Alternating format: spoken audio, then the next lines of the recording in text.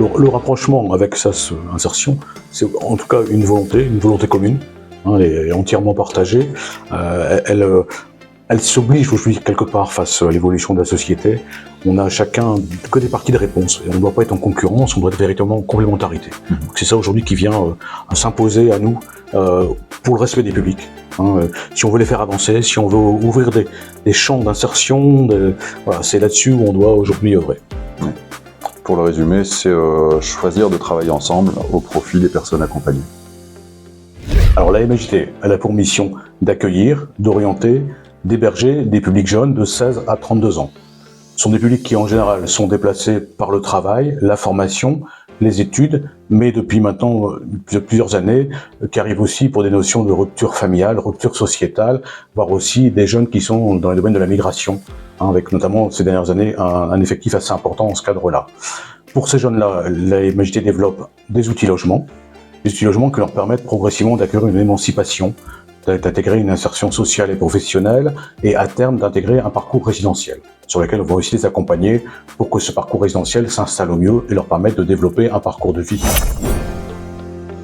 SAS Insertion a vocation à accompagner les personnes éloignées de l'emploi en leur proposant un travail.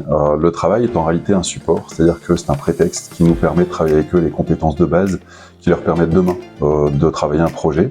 Et on a 3 piliers sur lesquels on s'appuie, c'est-à-dire leur proposer un support qui peut être du bâtiment, de l'espace vert ou du nettoyage de crèche. Et au-delà de ça, en fait, on propose un accompagnement socio-professionnel et on travaille avec eux à la levée des freins périphériques. Autrement dit, on les prépare réellement à pouvoir occuper un emploi dans le milieu ouvert de travail pour qu'ils puissent justement mettre en œuvre le projet qu'ils auront travaillé avec nous.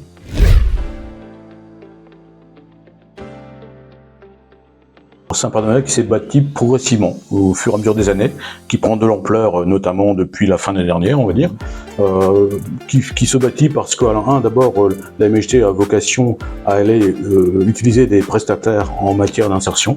On est dans le même champ et donc on privilégie pour nos travaux des entreprises qui sont dans le domaine d'insertion en voulant aussi créer des passerelles. Donc ça s'est créé comme ça, et ça donc se développe parce qu'on a aujourd'hui des bâtiments où les travaux, demandes de travaux se multiplient, et donc il y a aussi une offre qu'on peut faire à un prestataire. Et comme on le disait, au quotidien, l'idée étant de lever les freins périphériques des personnes qu'on accompagne dans le champ de l'insertion par l'activité professionnelle, le logement, en particulier en ce qui concerne les jeunes, est un sujet important, et donc ça répond aussi à des problématiques d'accompagnement qui sont les nôtres au quotidien.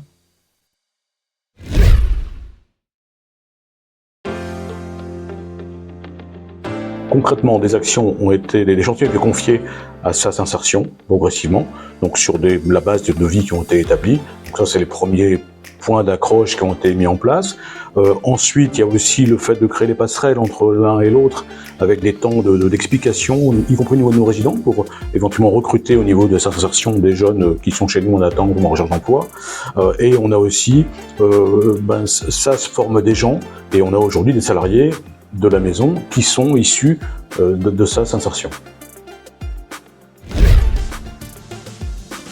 Nous croyons que la place de la personne est extrêmement importante et qu'elle est au centre du projet que nous menons tous les deux, et que ce soit de l'hébergement, du travail, même l'occupation de sa citoyenneté finalement plus largement, c'est l'humanisme qui arrive comme étant la valeur au centre de nos préoccupations. D'autres viennent se percuter, mais je pense que c'est celle qui est important de mettre en avant.